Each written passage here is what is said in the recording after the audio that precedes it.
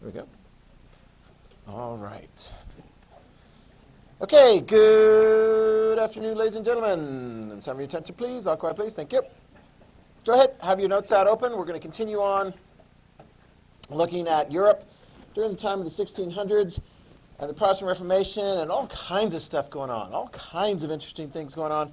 I'm going to do this fairly quickly. For those of you guys who were here for the quiz, I'm going to hand back your quiz so you can see what you got right, what you got wrong. This is how it would work. I hand this back, and then you'll take a look at it. You got 2 sheets of paper, like we did with the quiz, and you'll keep the score sheet. I'll walk back around, and then I'll collect the quiz part, because then that's not available out there. People will always wonder, like, well, why do you do that? Why do you do that for quizzes and tests? Quizzes and tests take a lot of time to write up and so forth, and I don't want my quizzes and test answers and questions all floating around out there from year after year after year, because otherwise then I have to change them all around tons and tons and tons. So, does that make sense? Okay, so let me hand these back, and then we'll get right to our notes. Okay. And some people are wondering about like retakes and opportunities, things like that. If you were to, if you can get like 10% back by getting like, that would be for this one, like 2 points, just hand me, or you can create, if you haven't done it already, 2 sentences for each of the different items on the study guide. If you were to do that, then you would get 2 additional points. Some people were asking about the extra credit available for the election predictions. There's no real big, huge rush on that. We do have election results to a degree. The states are still certifying their election results, and I think Georgia's doing a recount, and Wisconsin might be doing a partial recount. But I'll have time to get that all sorted out and figured out and included back in. Raise your hand if you think you got some extra credit points on you based on your predictions. I would imagine quite a few of you would have on the easy ones, right? Okay, so let me walk back around and get the top part after you've had a chance to look. Thank you. You can keep that part if you'd like. Thank you very much. Thank you. And there we go. Thank you. And thanks. And thank you. Right, very good. Okay. All right, you guys ready? All right, here we go. Let's see, where did we leave off? Oh, the Edict of Nantes from France, right? Who was this guy who issued the Edict of Nantes in France when he became the king? Henry IV, very good. So what does the Edict of Nantes say?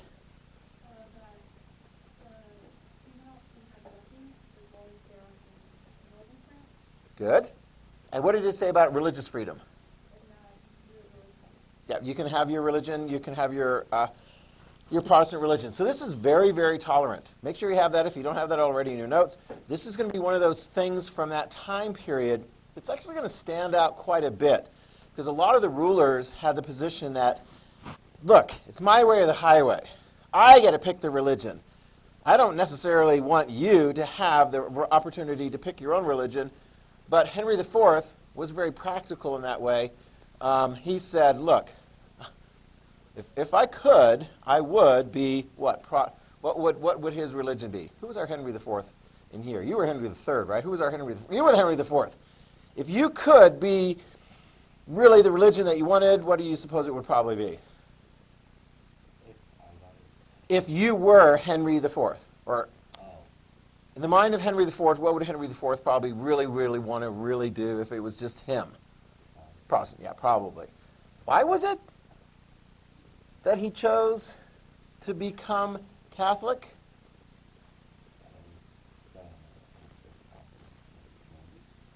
They did anyway. Did you guys have that in your notes? Yeah, and this was part of the reason why they killed him. They didn't like that toleration part. Because did you become a Catholic?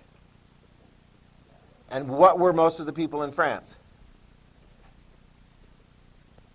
they were Catholic, right? So they were like, hey, let's just do what most of the people as far as their religion in France goes. Let's be Catholic. But he gave a real benefit to Protestants. They got to keep their religion, and for their own personal safety, they got to keep their guns. Did it maintain that way after Henry IV died? No. Who was the first? I don't know that I made this clear. Which king after Henry IV, which king in France after Henry IV was the first one to sort of take part of those rights away? The right to have guns. Louis the... Perfect. Louis XIII. We did get that out there. Louis XIII. And he was the one that was described in the story, the fictional story, historical fictional story about the Three Musketeers by the French author Alexandre Dumas. Oui? Did I say that right? Yes, we said it the correct French pronunciation. Alexandre Dumas. Yes. And so who was the villain in that one? Did we identify who the villain was? In the story. You guys remember? Or did I tell you that? Yeah? He was what? It was an ultra-Catholic. It was somebody who was a cardinal, so a top-ranking person within the Catholic Church. And he was a top advisor to Louis XIII. So you kind of had, it's like this theme in French stories. You got a king who's like, I don't know, maybe I should do this, maybe I should do this. On the one hand, you have our heroes, the Three Musketeers, which, take a guess, what do you suppose their religious identity might have probably been? What do you think? Catholic or Huguenot? Huguenot. I mean, I'm guessing that. Actually, I don't know for a fact. But I'm guessing that these are the guys that are having the guns and want to maintain. And Richelieu is Catholic, and the king, Louis XIII, he's Catholic too. And who does he take the side of? Richelieu. Okay? And for good measure, go ahead and write this down because we're going to get to him later on. Let me see. Who's the king that comes after Louis XIII? Perfect. And we actually do go in sequence there. Sometimes you have to skip a bit, right? Because, like, I don't know. Who's the monarch in England today? Who's the monarch in England today? Elizabeth. The first? The second? The second. How much time difference was there between Elizabeth I and Elizabeth II? Talking about long time difference. The Louis, they seem to come in a fairly good sequence. Louis XIII is followed by Louis XIV, and write this down. You ready? Louis XIV? Louis XIV, when he comes in there, we'll get to him, describe him a little bit more. Louis XIV is interesting. He's like, hey, you know what? I'm the king, and I want to be in charge, and I just say that it's going to be the Catholic religion as the religion. He completely revoked the Edict of Nantes. This is going to be in the early 1700s. He completely revoked the Edict of Nantes. And he's going to say, forget it. I want to be the king of a country with just one religion. So if you're a Protestant, if you're a Huguenot, what did you have? What choices did you have? Leave the country or convert religion. That was what Louis XIV was about. And it was interesting because, as we'll see later on, he wasn't like super Catholic. He was just sort of like, hey, I made a decision, and I'm the king, and that should apply to everybody. So get with it. Because he would actually, you know, he would rank on Catholic leaders and so forth. He enjoyed plays that made fun of Catholic leaders, bishops and so forth. So it wasn't like he was like super religious and everything. He just wanted the country to be all his way. That's Louis XIV. So we really see some big changes in and among the leadership and so forth of France. And if you were a Huguenot and you got kicked out of France by Louis XIV, who said you can't be Protestant anymore, where would you go?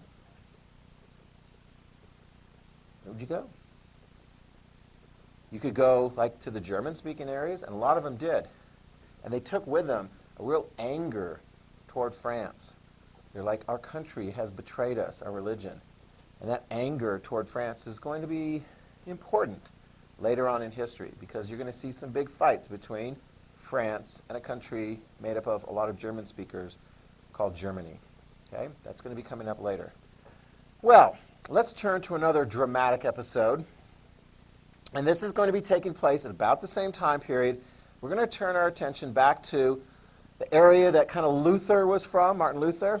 This is the Holy Roman Empire. Okay? Write this down.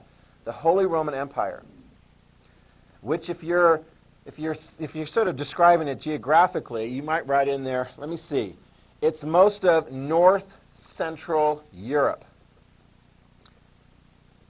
And what is the predominant language being spoken in that North Central European area? It's the same language Martin Luther spoke. What do you think? Perfect. It's German. Very good. If you actually overlaid that on the modern map of Europe, you'll see that most all of Germany, present-day Germany, is located within the boundaries of the Holy Roman Empire. This boundary is weird. Let me just make sure we kind of get a clear understanding of what this Holy Roman Empire is and how it's going to be participating in the next episode here in European history. It was created like during the time of Charlemagne. Do you know Charlemagne? Do you remember that from like studying Middle Ages history? I mean, that was like about 500, 600 years before this. And Charlemagne like conquered a whole bunch of areas, and then they created this boundary that's supposed to be Roman. Can someone tell me, is Rome in that Holy Roman Empire? No, it's not. And as far as being holy, it's not really holy.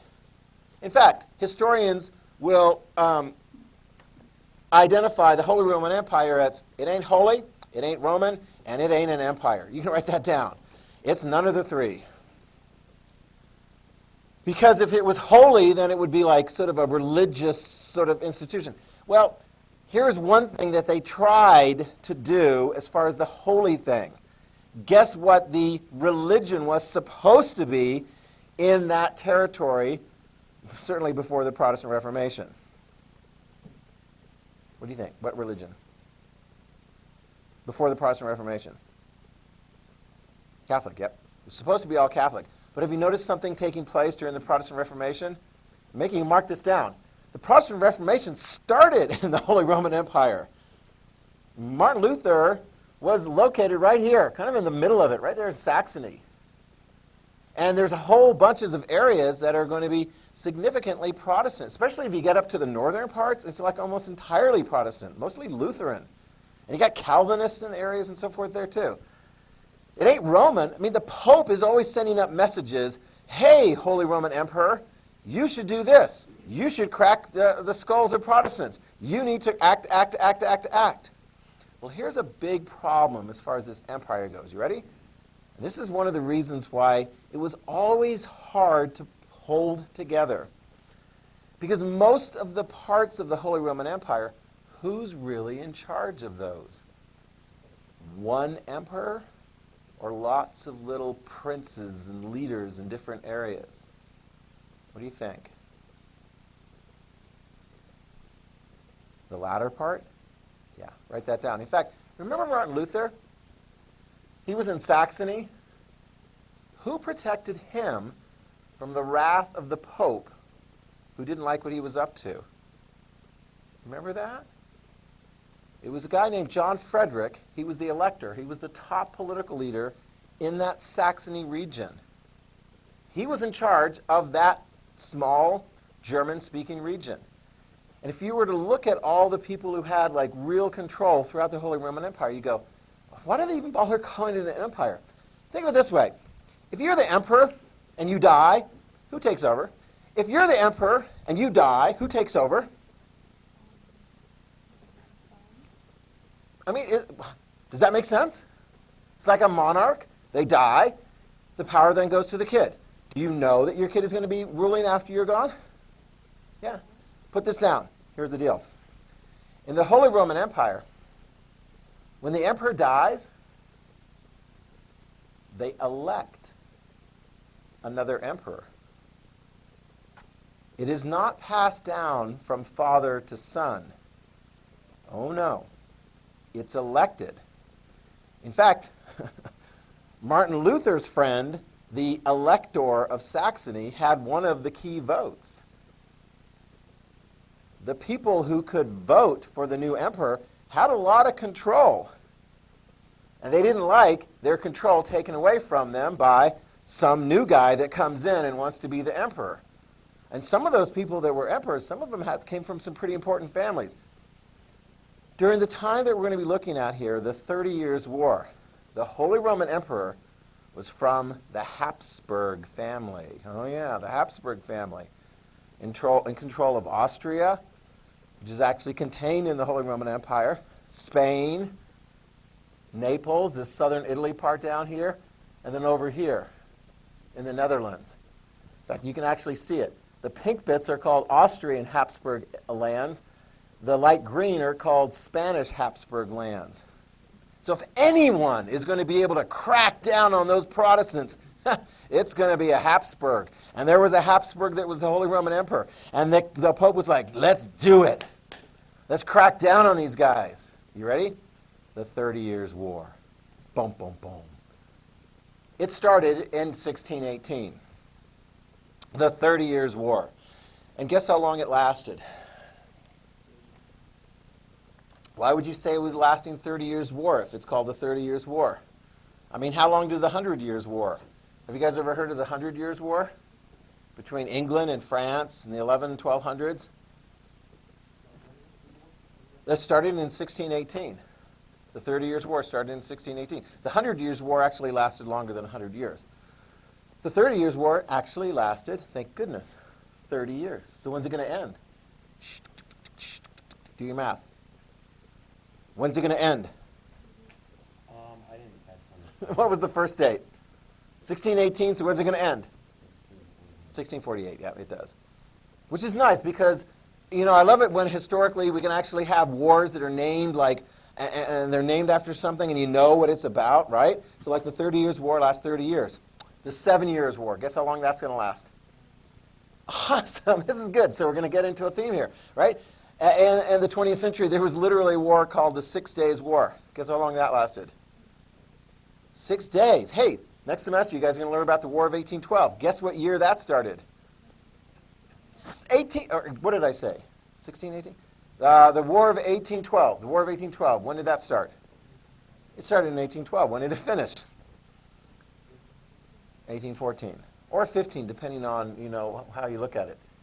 It was supposed to be over in 1814, but the message didn't get through because the internet was down, and they continued fighting it in the early months of 1815. Oh well.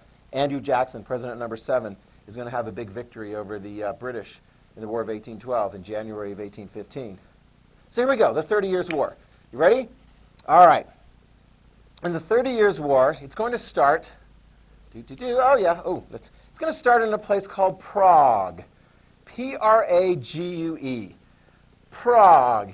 And here it is in the Holy Roman Empire.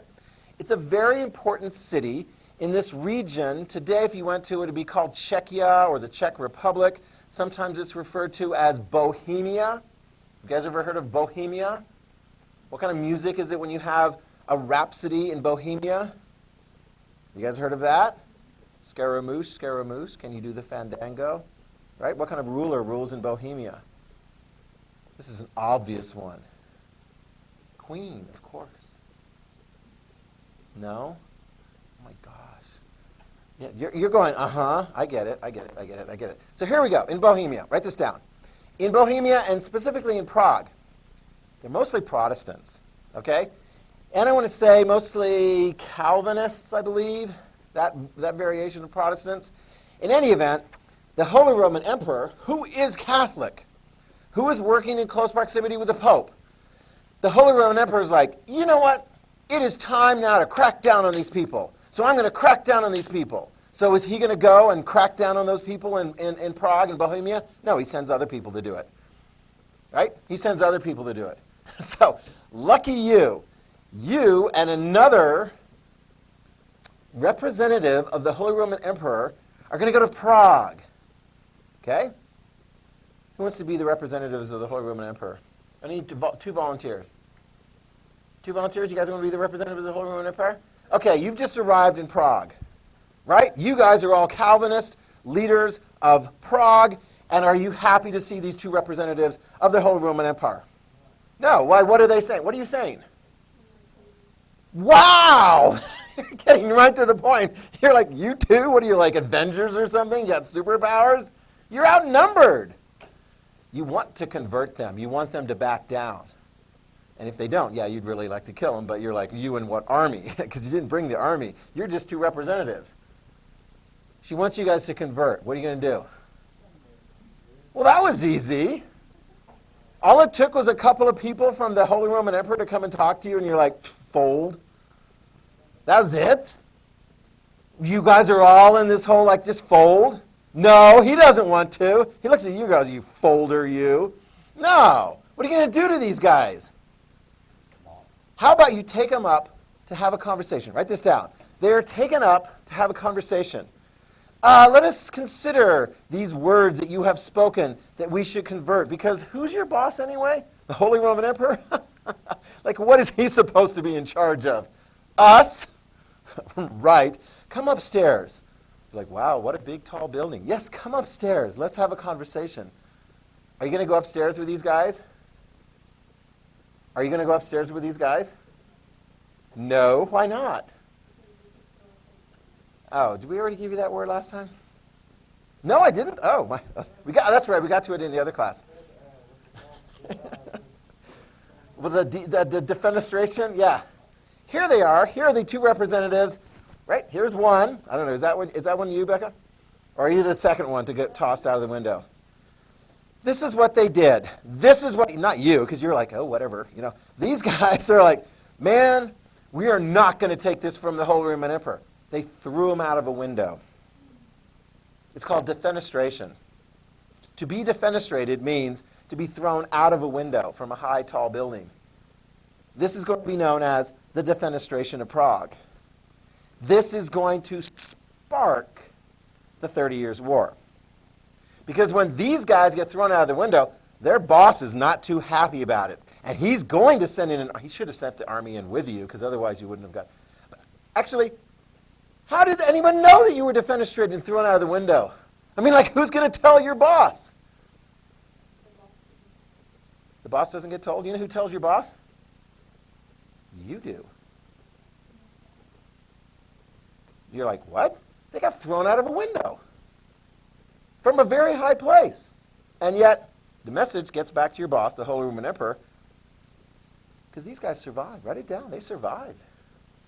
They survived.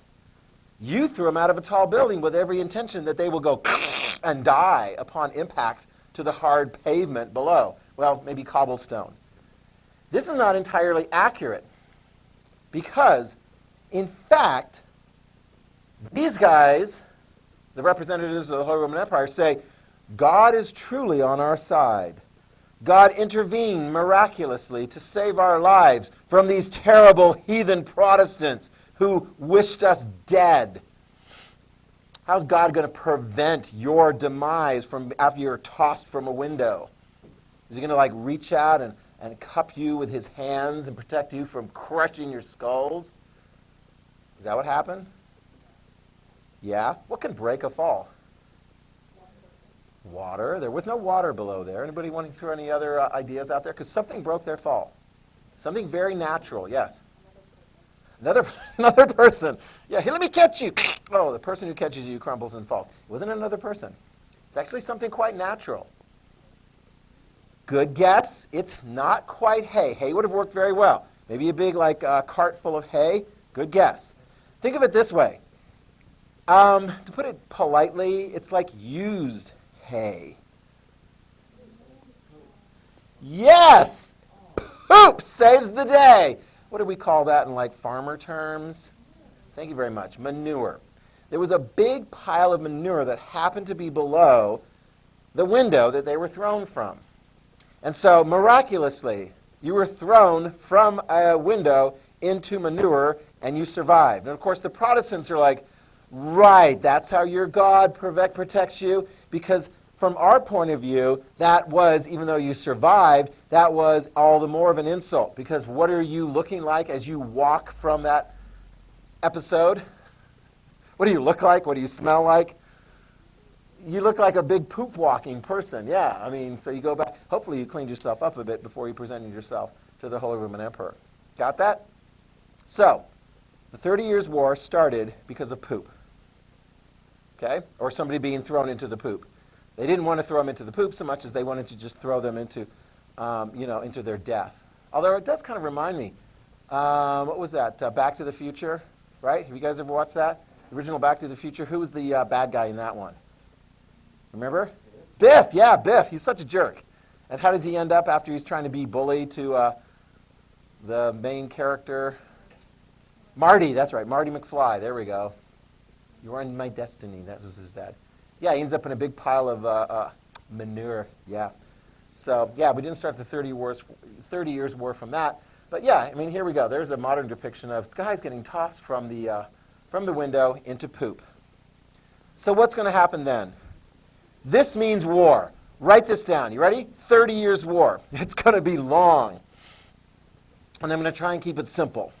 Are you ready? The 30 Years' War pretty much takes place entirely within the Holy Roman Empire. Got that? You got that? So most of the people who are going to be witnessing in their communities this 30 Years' War are going to be people who speak what language?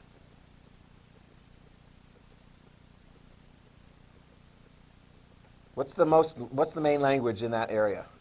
German, exactly. In fact, this is one of those things. In history, the German-speaking people, they end up getting to host a lot of wars. Is that what you want to do? Do you want to host wars? No, you want the wars to be over in some other sucker's neighborhood because wars are not fun things to host, right? You get attacked, you get this. Eventually, German people are going to come together and go, could we not host any more wars? How about if we all come together and unify as one big, strong country called Germany?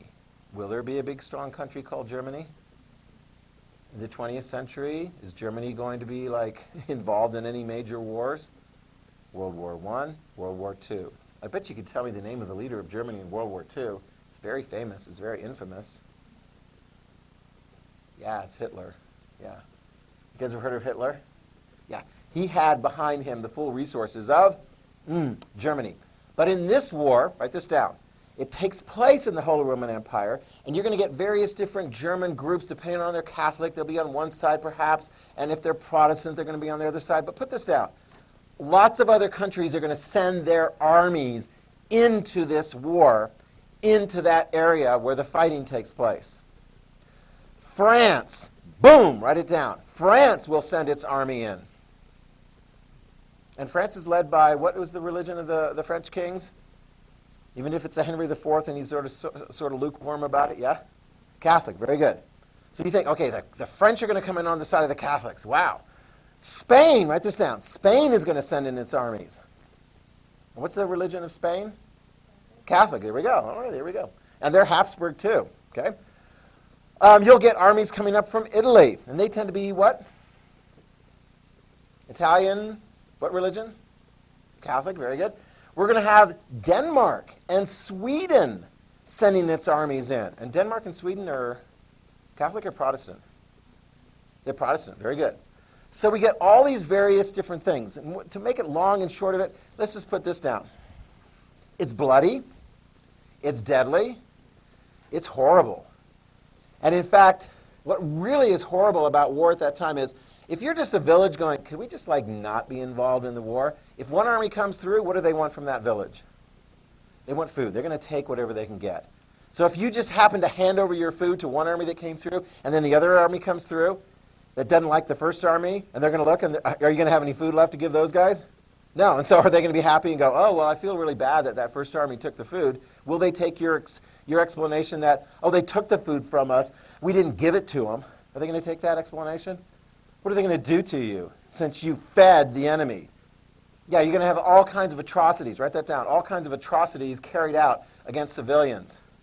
I mean, this is a good reason why eventually German people come together and go, could we be united and not be bullied by armies coming in from other sides? That's crazy. This starts out looking very much like a religious war. Does it start looking like that? It is. Write this down. It definitely starts out looking like a religious war. On the one side you have Catholics, on the other side you have Protestants. But put this down. By the time this war finishes up, this war is like so many other wars that have taken place in history. It's not just about religion. Just think about this. France and Spain, both Catholic. Are they going to remain on the same side in this fight? No, they're not. By the end of the war, France and Spain are fighting against each other. In fact, France is going to make an ally of Sweden. You know what I mean by ally, right? Swedish Protestants and French Catholics on the same side against the Habsburgs, which is Spain and Austria and the Netherlands and this part of southern Italy. Why would the French help the Swedish Protestants against fellow Catholics from the Habsburg family? What do they think, that the Habsburgs are too powerful? Write it down. That's exactly what they think. The Catholic leaders of France ultimately look and they're like, okay, whatever, religion, religion, religion. But you know what? Those Habsburgs are becoming way too powerful, and we need to smack them down a bit. Just same old country versus country thinking. We're going to fight these guys and not let them become too powerful. Got that? I mean, it's an interesting way that this occurred. So, when people are tired of fighting, it's finally going to be over. What year did it finally get over? 1648. Very good. 1648. In 1648, you were going to have, oh, look, there it is, the Peace of Augsburg. And we got the defenestration. There we go.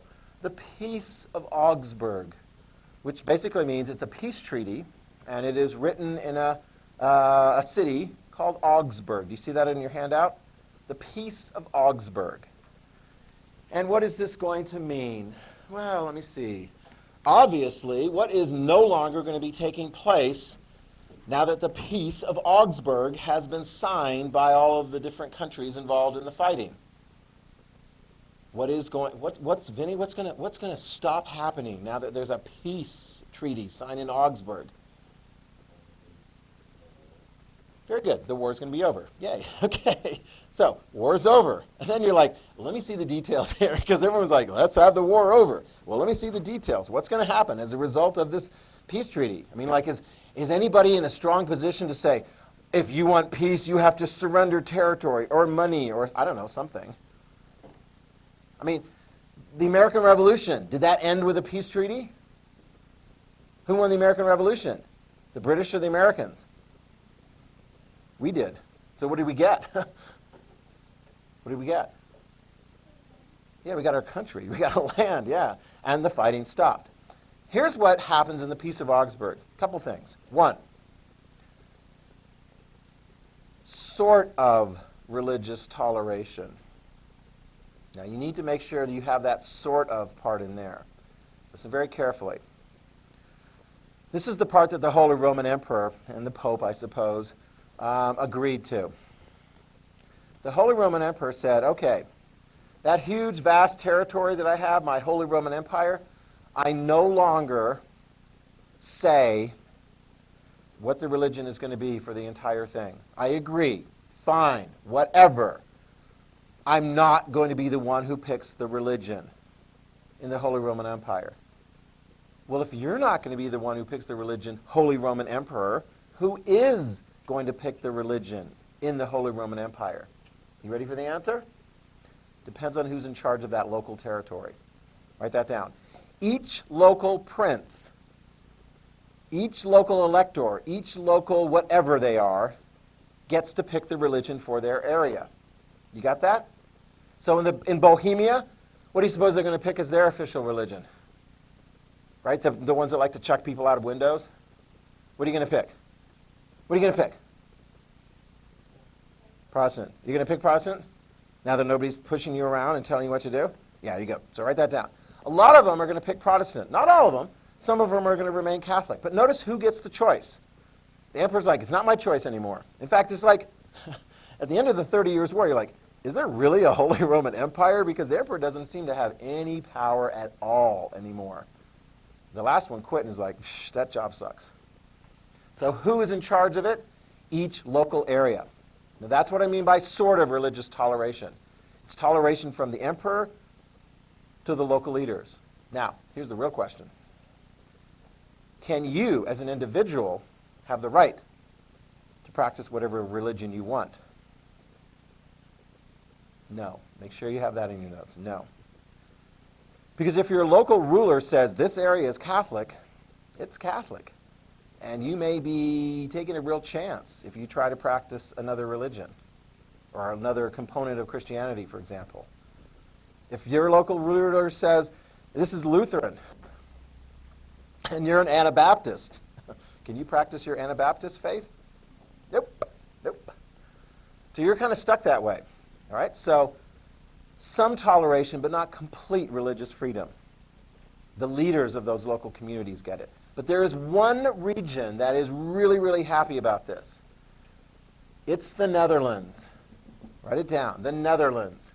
See, we can see it right in here. The Netherlands.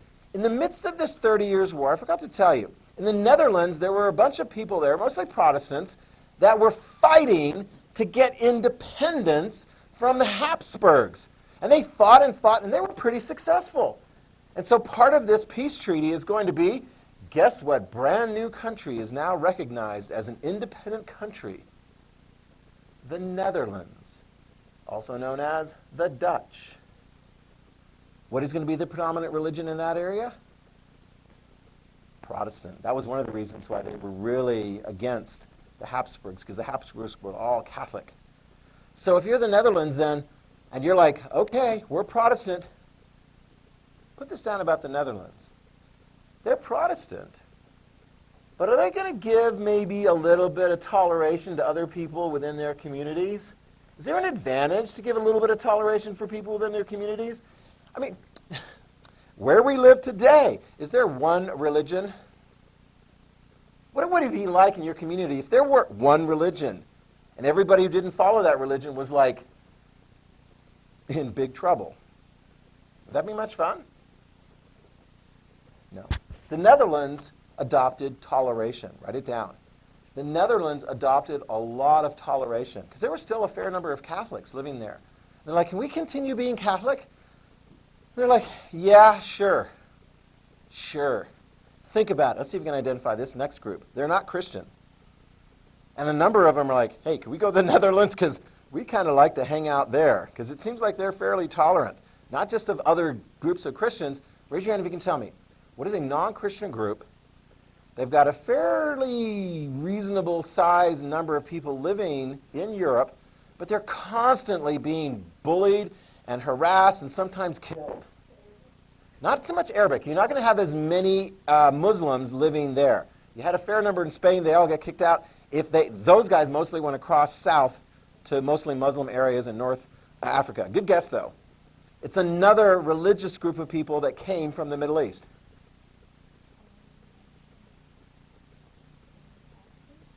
What? That's another good guess. And some of the Anabaptists are going to be hanging out there too. And they're within the Christian fold as well. They identify themselves as Christian.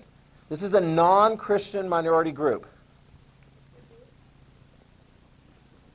Write it down. The Jews. The Jews. They will be, they're like, wow, we can hang out in the Netherlands. There's not too many places in Europe where you're like, they'll let you just kind of hang out. And some of those families are going to do quite well over time and be part of their communities and part of business and education and the arts and so forth. In fact, raise your hand. I bet you could do this.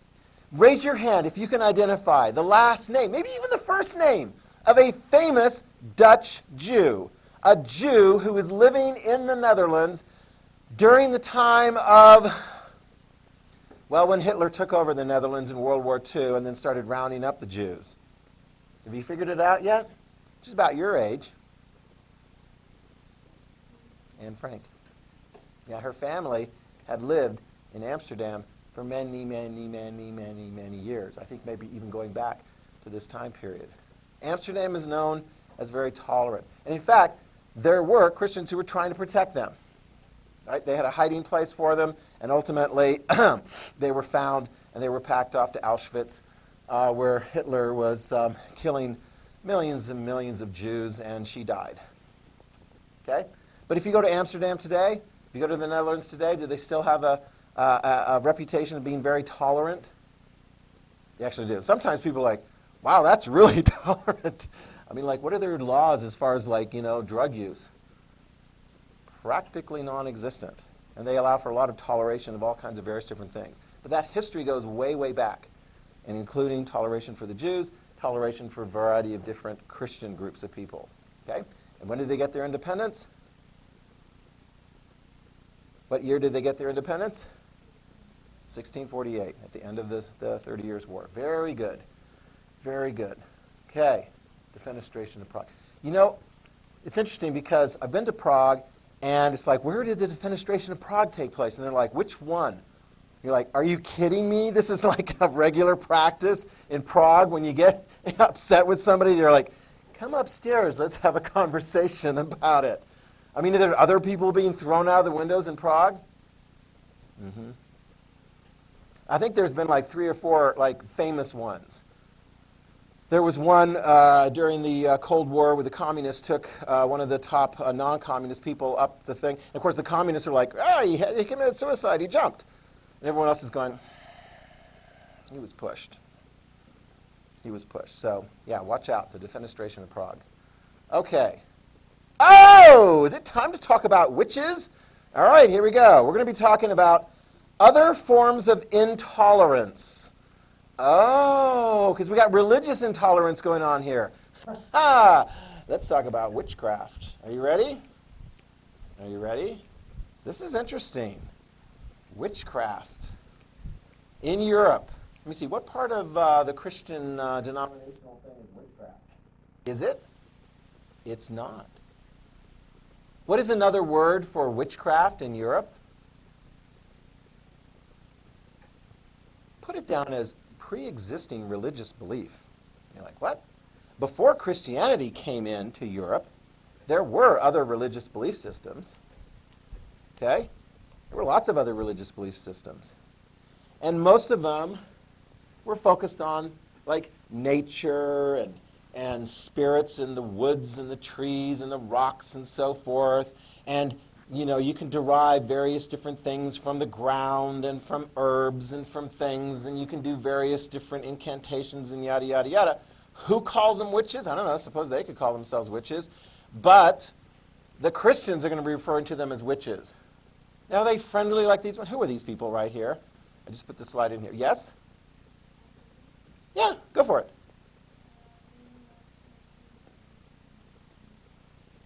There we go. Luna Lovegood, Hermione Granger, and Ginny Weasley. By the way, which of them married Harry? Ginny did, yes. Who was Harry's first girlfriend? Who was the one he first fell in love with?